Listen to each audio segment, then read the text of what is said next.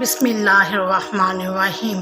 تمام تعریفیں اللہ تبارک و تعالی کے لیے ہیں جو بڑا مہربان اور نہایت رحم کرنے والا ہے۔ تو ساتھیوں، آج ہم حضرت عائشہ رضی اللہ تعالی عنہ کی سیرت کے بارے میں بیان کریں گے۔ اس سے پہلے آپ سے گزارش ہے کہ آپ میرے چینل کو سبسکرائب کریں اور میری ویڈیو کو اینڈ تک دیکھیں۔ یوں تو رسول اللہ صلی اللہ علیہ وآلہ وسلم کی تمام ازواج مطہرات کا رتبہ بہت زیادہ ہے، لیکن حضرت عائشہ رضی اللہ تعالیٰ عنہ رسول اللہ صلی اللہ علیہ وآلہ وسلم کی سب سے لاڈلی بیوی تھیں۔ آپ رسول اللہ صلی اللہ علیہ وآلہ وسلم سے بہت چھوٹی تھی جب آپ کا رسول اللہ صلی اللہ علیہ وآلہ وسلم کے ساتھ نکاح ہوا تو آپ کی عمر 6 سال تھی، اور 9 سال کی عمر میں آپ کا رسول اللہ صلی اللہ علیہ وآلہ وسلم کے پاس رخصتی ہوئی۔ ام المومنین حضرت سیدہ عائشہ رضی اللہ تعالی عنہا جس وقت رخصت ہو کر حضور نبی کریم صلی اللہ علیہ وآلہ وسلم کے گھر آئیں، اس وقت گھر میں حضور کی 2 صاحبزادیاں حضرت سیدہ ام کلثوم اور حضرت سیدہ فاطمہ الزہرا کنواری موجود تھیں۔ آپ نے کم سنی کے باوجود بحیثیت ماں ان کی ذمہ داری نہایت احسن طریقے سے نبھائی۔ حضرت سیدہ فاطمہ رضی اللہ تعالی عنہا کے ساتھ آپ کی دوستی بھی تھی اور وہ اپنی ہر بات آپ سے شیئر کیا کرتی تھی۔ اس وقت حضور نبی کریم صلی اللہ علیہ وآلہ وسلم کے کاشانہ میں صرف ام المومنین حضرت سیدہ سودا بھی موجود تھیں، جنہوں نے حضرت سیدہ ام کلثوم اور حضرت سیدہ فاطمہ الزہرا کی پرورش میں کسی قسم کی کوئی کمی نہ رکھی تھی۔ ام المومنین حضرت سیدہ عائشہ رضی اللہ تعالی عنہا نے باقاعدہ تعلیم حضور نبی کریم صلی اللہ علیہ وآلہ وسلم سے حاصل کی۔ رخصتی سے قبل آپ رضی اللہ تعالی عنہا دین اسلام کے بنیادی عقائد سے آگاہ تھیں۔ آپ نے حضور صلی اللہ علیہ وآلہ وسلم سے قرآن مجید کی تعلیم حاصل کی اور مختلف دینی مسائل سے آگاہی حاصل کی۔ حضور نے آپ کی تعلیم و تربیت پر خصوصی توجہ دی۔ آپ بھی اپنی بے مثل ذہانت کی وجہ سے نبی کریم صلی اللہ علیہ وآلہ وسلم کی بات کو جلد سمجھ جاتی تھیں۔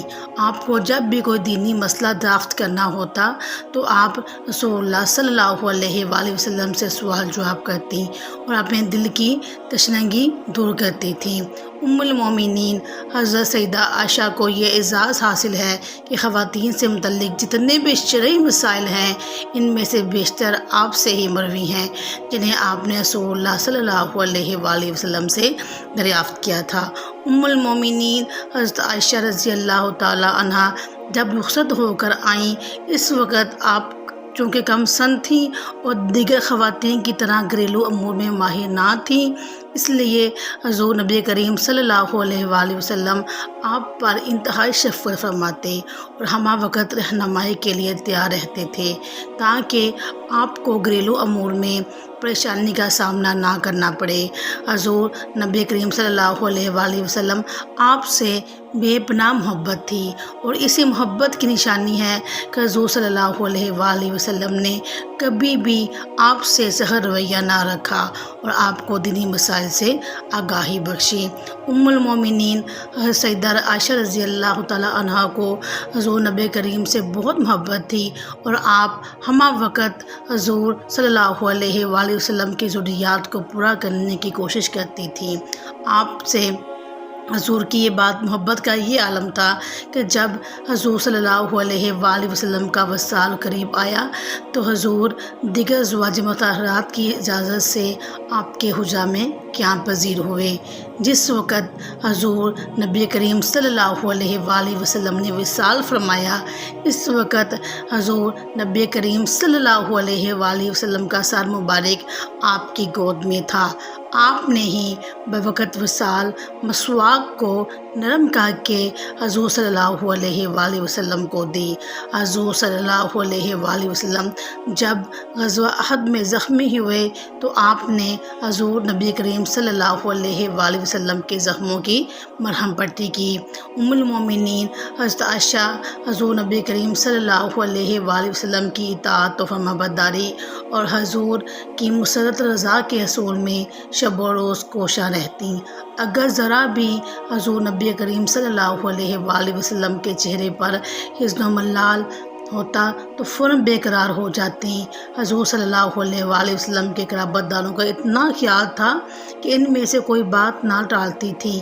ایک مرتبہ حضرت عبداللہ بن زبیر سے خفا ہو کر ان سے نہ ملنے کی قسم کھا بیٹھی تھیں، لیکن جب حضور نبی کریم صلی اللہ علیہ وآلہ وسلم کے قریبی ساتھیوں نے سفارش کی تو انکار نہ کر سکیں۔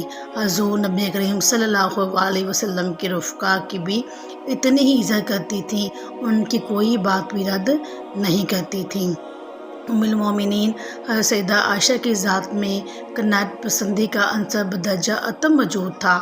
آپ نے اپنی ازواجی زندگی اسرت و فقر و فقہ سے بسر کی، لیکن کبھی شکایت کا کوئی حرف زبان پر نہ لائیں۔ لباس، گراں قیمت، زیور، عالی شان عمارت، لذیذ نعمت، ان میں سے کوئی چیز شوہر کے ہاں ان کو حاصل نہیں ہوئی۔ وہ دیکھ رہی تھیں کہ فتوحات کا خزانہ سیلاب کی طرح ایک طرف سے آتا اور دوسری طرف سے نکل جاتا ہے، تاہم کبھی ان کی طلب بلکہ ہوش بھی آپ کو دامنگیر نہیں ہوئی۔ حضور نبی کریم صلی اللہ علیہ وآلہ وسلم کے وصال کے بعد ایک مرتبہ آپ نے کھانا طلب کیا، پھر فرمایا میں کبھی سیر ہو کر نہیں کھاتی کہ مجھے رونا نہ آتا ہو۔ ایک شاگردہ نے پوچھا ایسا کیوں ہے؟